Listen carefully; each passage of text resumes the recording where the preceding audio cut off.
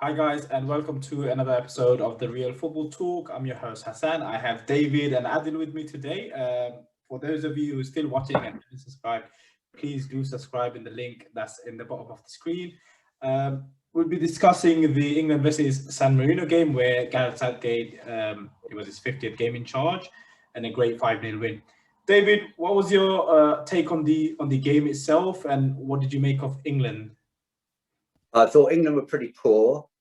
They won 5-0, but they really weren't very incisive. They very frequently failed to turn possession into chances. I was quite unimpressed with a fair number of players. I thought Jesse Lingard was unlucky and overall played rather well. I thought Ben Chilwell was man of the match for me. I think it was absolutely fantastic. I have something to say there. My daughter went out with him. I've cooked him dinner. I've cooked him lunch on a couple of occasions, so I vaguely know him. But I thought he had a great game.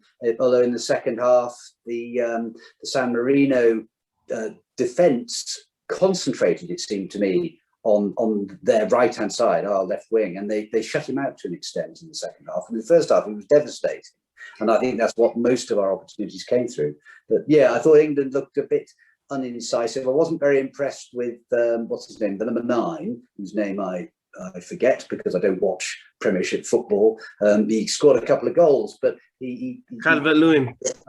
Yeah, I mean, they were very, very easy chances that he scored. He missed the one early doors, 6 minutes in. And he looked to me to be almost like a classic English centre forward. He's big and bustling, but there isn't any great skill.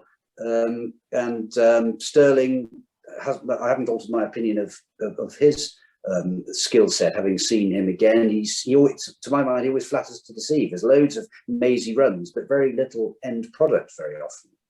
So anyway, that it is an interesting one because there are a lot of players there I haven't even heard of, much less seen. And David made a valid point with regards to England and the second half.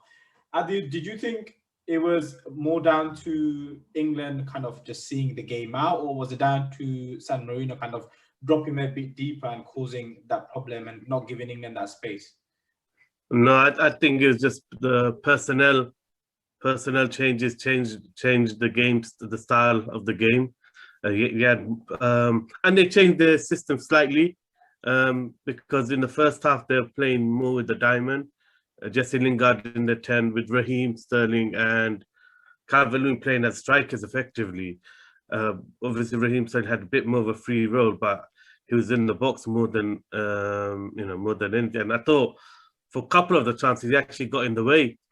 He got in the way of the good chances for Calvert-Lewin and Stones, and there's a header as well, someone else he got in the way of. So in the first half, he's getting in the way a bit too much instead of understanding the positioning of another striker.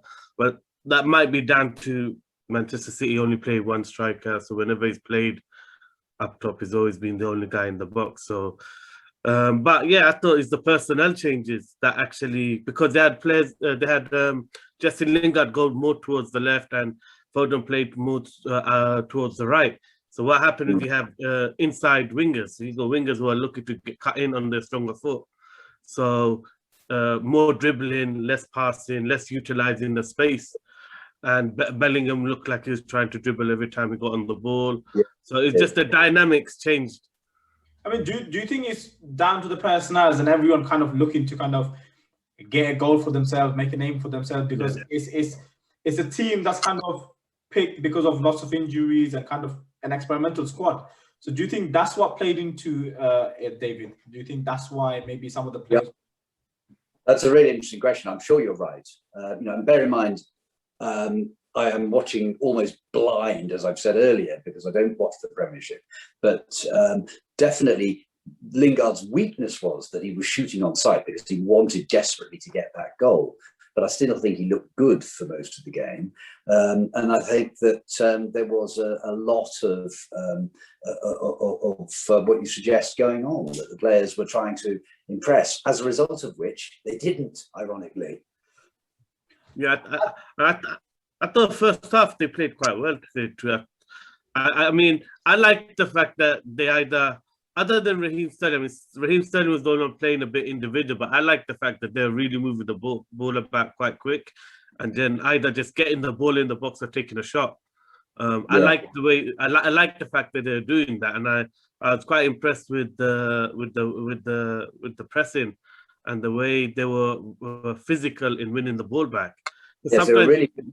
Because they didn't need to really get physical and really sprint back to win the ball back whenever San Marino had the ball. But Mount especially was tracking back and putting tackles in and winning the ball back quickly. So I was really impressed with the attitude. But then second half, you kind of have to accept it because they put in young players in who and basically Southgate is valuing them getting comfortable and experience in international football rather than just winning the game, which I personally think is the right approach. I mean, England would have gained and learned nothing winning 10-0.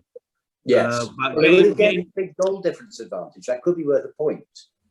But I think looking at the group, I mean, they should beat the teams that's in that group. So it should have come down to that.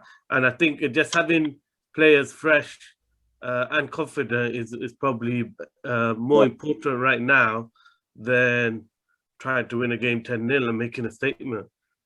Yeah, maybe that's a good point.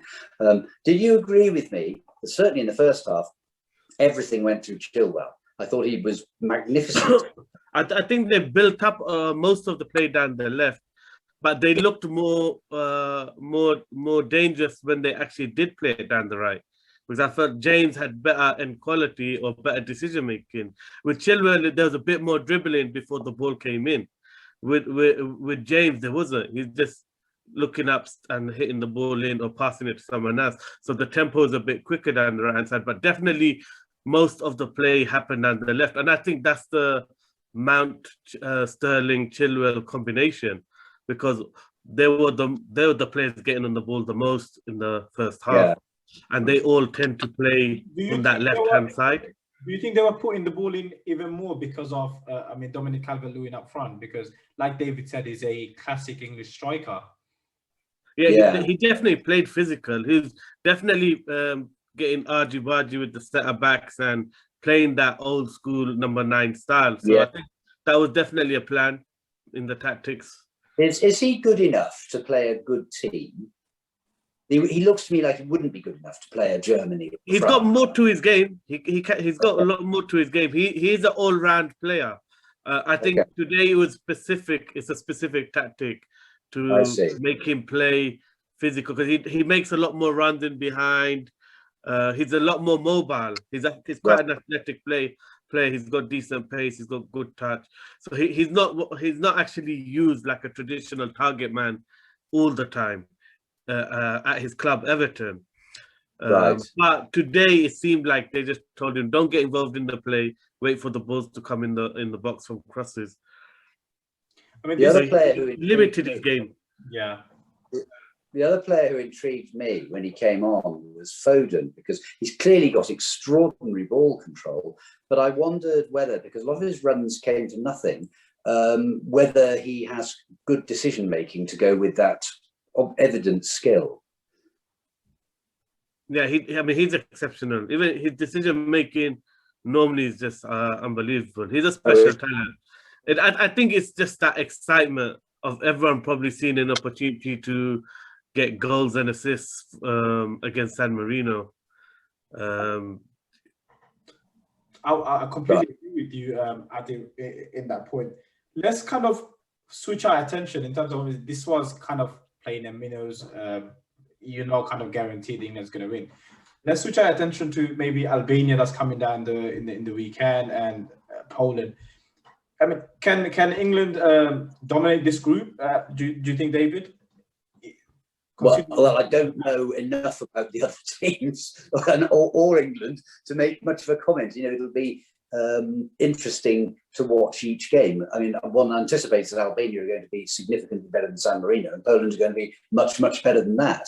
I don't know. I mean, I know Poland's got Lewandowski. I don't know much else about them. I don't know how good they are at the moment. They're the sort of team that we usually manage to scrape past, but every now and again, and I remember vividly the game at Wembley in, I think it was 1973, when we failed to beat them with Tomaszewski in goal. And that happens occasionally with Poland. Every now and again, they'll pull off a result, but usually, given their population, they don't do very well. So, you know, on past form, not that in international football that means much, I would have expected them to win, but I don't know. You'll have much more of a take on it than I do. I mean, this is an easy group. This is a really easy group. Poland drew with Hungary at home, I think. I think they played at home. Yeah, I saw that. Yeah. So that tells you everything. I mean, they have got some good players, but then they're not been showing consistent form recently. Albania actually has a really good under-21 team, quite a successful under-21 team. So they have the talent coming up, but obviously I don't think you know, they won't have got all of them won't have transitioned into the senior team yet.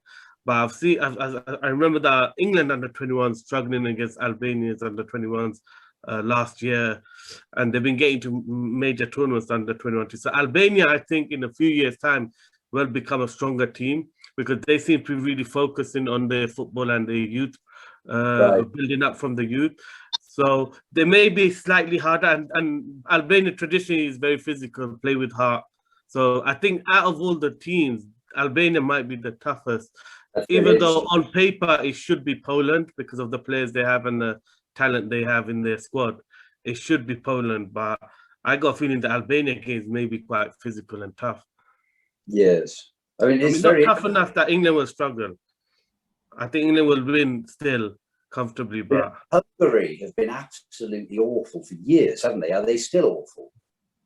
They are, but they again, there's another team that's got a couple of bright talents. I mean, today they got a striker, Sabozai. I'm not sure how to properly pronounce his name. Yeah, but he plays for Red Bull Salzburg. Left mid. His hot property. A lot of the big clubs are looking at him. He looks like a future star, and he wasn't even playing today. And still, they managed to get a draw. So I think Hungary has got a couple of young players now coming up that are good. But again, they're not a threat. They're not an elite national team. So no. I think it's quite a good group for England. The one thing that was really obvious about England was that just about every player is extraordinarily comfortable on the ball, which isn't something that I've ever associated with England. I mean, they just are a different league in terms of individual skill. Whether the package is good enough, I don't know. But you look at them and you think, well, this is not unlike watching France a few years ago. Yeah, in terms of youth setup and youth talent, a lot of the other countries now look towards England and their youth program, their youth the way their academies work, the way they train, because of the number of talent that England is creating. And a lot of the big clubs are comfortable now poaching England's youngsters. It used to always be the other way around. So definitely around Europe, England's youth system and young players are very highly rated by all the big clubs. And it's been a big shift in the last 20 years. I mean, England is rated as one of the best for youth development now. And you have to, I would give a lot of praise to the FA for that, because being part of the setup when this change was happening, I remember seeing the amount of focus the FA did in going to countries like Belgium, Spain, Italy. They used to go to their youth centers, Clairefontaine, and I can't remember the name of the Italian, and they used to actually send like a research group of coaches there to research and take as much information and knowledge from there. And all of these things were part of what was decided as the New England DNA and the move to Burton. All of these things had a lot of research behind it. So then, so you have to praise the FA for that, for the advancement in youth football and youth coaching in particular. It's definitely one of the best. They've scouted all the best countries' youth systems and taken best bits. They've taken bits from Germany. They've taken bits from Spain, from Belgium, France, and Italy, and now they're looked upon. And now what they do, they're returning the favor. I remember I was told last year or the year before because of lockdown. The year before, Germany sent a delegation to England to learn from England now, because they consider England to have the best youth development in Europe. Do you think sorry, David, do you think that's why a lot of the players are now moving abroad and people are kind of from Germany, Italy, they're kind of taking all the youngsters within the English system, really, like the Bellinghams and everyone? I just think everyone's getting more comfortable. Everyone's getting more comfortable. I would think that England players are more comfortable to leave and move on. Yes, because they can play another pathway. They've got the skill set, haven't they, now to play? I mean, I didn't know that Bellingham was playing for Dortmund, especially as a 17-year-old. Usually English players went over when they were in their 20s. And so, yeah, I think that's right. I think Bellingham's an excellent example of why it's better to go away now for these young players, is because he actually was struggling for a long time, but they didn't take him out of the team. They continued to trust him and play him. And he was on quite a bad form for Dortmund for a long period of time. And then since the winter break, he's refreshed, he's come back. He's a totally different player. He looks like the talent that everyone was expecting him to become. So that transition, first 3 months, he was still playing. And I think that's good, because I think if he wasn't playing, it would have compounded his and weakened his confidence even more. The fact that he continued to play, all right, the fans started to get on his back because his performance was visibly poor, but now he's overcome it. He's doing really good in the last month and a half. He's hit top form. That wouldn't happen at a Premiership team. A team would not continue to play him if he was playing as bad as he was. He'd be dropped. He'd be sent out on loan or to the reserve squad. So I think Bellingham is a really good example of why going abroad now is probably a better option for a lot of the young players, because they are going to get opportunities. And especially in Germany, they've got this big focus on giving young players a chance. So they actually give young players a chance even when they're going through bad form. They continue to play them because it's a big part of the culture at German football clubs now. Well, it has been for the national team for a long time. They've played much younger sides than we've done. Yeah, and that's part of the shift when Klinsmann came in. He done this whole reboot of German football, and they work closely with the professional clubs, especially the Bundesliga clubs, and the Bundesliga's club have taken that on. So they're probably one of the best countries for young players to go to, because even if you don't hit the ground running, you will still get the opportunity to pick up your form. All the managers and clubs think in the same way when it comes to development of young players. That's very interesting. I was impressed with the short spell he had on the pitch. Ollie Watkins, great goal, and he looked to be impossible almost to judge on that space of time, but he looked very impressive in that short space. I mean, how much chance does someone like him have of making a starting 11 when you've got Kane presumably embedded in there? Although I can't say personally I've ever been that impressed with Harry Kane. No, I think Kane is the number one, definitely. I think it's going to be hard for Calvert-Lewin and Watkins to dislodge Kane. But I think that's part of the reason why maybe Southgate has picked Watkins and Calvert-Lewin, because they're not players that carry a lot of ego. They're humble players. They've actually come up through the ranks. Obviously Calvert-Lewin to Sheffield United. And Harry Watkins is an excellent story because he's like the new Jamie Vardy. He's come up all the way from non-youth football to League One, Championship, and now he's made it to the Premiership and England. So he's a big inspirational story. But because they're humble players, I don't think they're going to cause any fuss within the squad that Kane is the number one. And they're just going to, when they get their chance, they're just going to give their all, which helps with the dynamics of the squad, because you need team players and happy squad players to be successful in a major tournament. Yeah. Especially with England. I mean, everyone knows Kane will be, like Adil said, will be the number one. and having people that are kind of coming eager to kind of get that spot when they get the chance. I mean, someone like Ollie Watkins would be perfect for that, and he kind of brings the difference from what Harry Kane usually does. He's a bit more of a Mobile. more mobile. Yeah, that's what I would say. Yeah, and a bit more running on through goal range. That's what I would say with regards to him.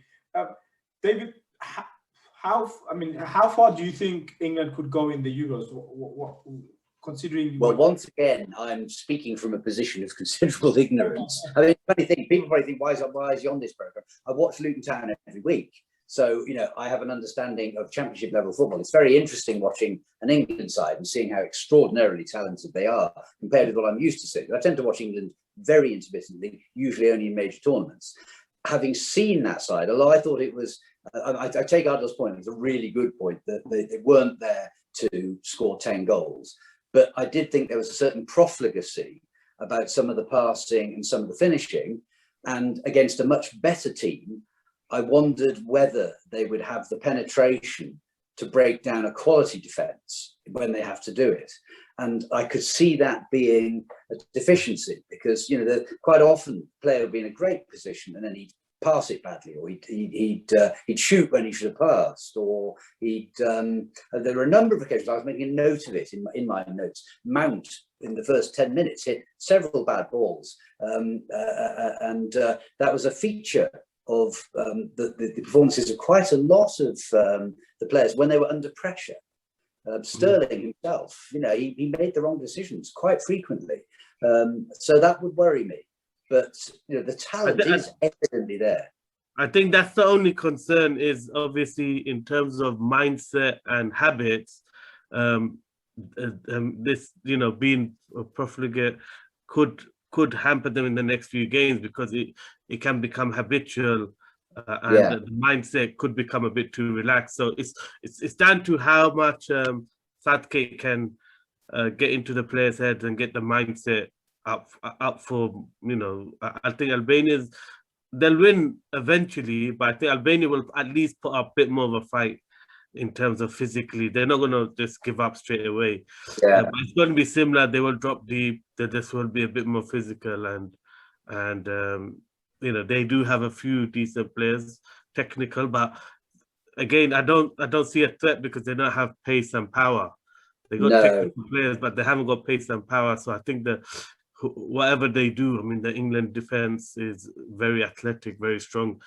Across the whole team, really, it's such a strong and athletic and technical team that I think, they'll win easily. I still believe that. But the worry is whether they take on the bad habits of missing chances and probably not being as clinical in their approach. I wanted to ask in regards to David kind of stated the bad habits that they picked up, and England not being as creative against the bigger team. Would this be an issue even with the big players coming back like the Sanchos, Rashford? It seems to be a problem still within their game where they don't create enough clinical chances, really, or clear chances. I'm not sure. I think they've got so much creative players. I don't think it's a problem. You got to remember, San Marino defended the whole game and defended deep. And another thing was, I thought their goalkeeper was amazing. He done some absolutely top draw saves. I thought he done some quality saves. So he was really unlucky to concede the Sterling goal because he had it covered. It was only because it deflected that he didn't stop it. Yeah. So I think, I'm not sure. It's not a concern for me looking at the squad, the talent, even the players out the squad injured. England, when it comes to like David alluded to, they are technically very good. They got really creative players now. I don't think creating chances is going to be a problem for England. Just look at the players that they played today. Yeah, I can't wait to see the next games because one is looking at a side that looks like it can play. I think personally that there may be a worry about a sort of a showboating element, the sort of thing that Spain used to do, where they would tippy-tappy, and actually quite often get nowhere. And I think that would be but I hear what you say. That would be my fear. But on the other hand, you know, the wingers or the wing backs are pretty devastating. It means that they're always going to be getting the ball into the box, and you would expect that they will be getting some goals. That I don't know what they're like defensively. We didn't see any defensive football today, of course. That's the only concern is, other than Harry Kane, they may lack quality finishers. I mean, Lingard isn't renowned for his finishing. Noise, Sterling, Noise. I mean, they get goals, Rashford, but they miss a lot of chances. They miss a lot of chances. But they're so good. They get on the end of so many. They convert 1 out of 4 or 5 chances. Yeah. But Harry Kane is the only lethal finisher in the team. You could say probably Foden. But other than that, I mean, that's the only thing that worries me with the England squad is, have they got clinical players to put away the chances outside of Kane? I mean, when I've seen Kane play, which is only for England, really, he never has looked that lethal. But I mean, perhaps the problem is that I am only seeing him play for England, and the problem with an England side is it doesn't play together week in, week out, so you don't get that understanding that a Premiership side. I think because the last tournament Kane played, he was asked to play like this false number 9 role. So he was coming deep a lot to create the space for Rashford and Sterling to run in behind. So I think the style he's playing, especially with England, is also he's sacrificing himself for other players to break quickly and fast. So that's why maybe he hasn't been as prominent, but he is definitely a world-class striker. I mean, he's one. He'll be in most people's top 5, definitely top 10 as strikers, best strikers in the world currently. Right. I mean, lots of positives for England to kind of take on and look forward to, really. Thank you both for coming on the show. Please as always, like, subscribe, and share the videos. And please subscribe. The links down below. So thank you guys, and I'll hope to see you soon.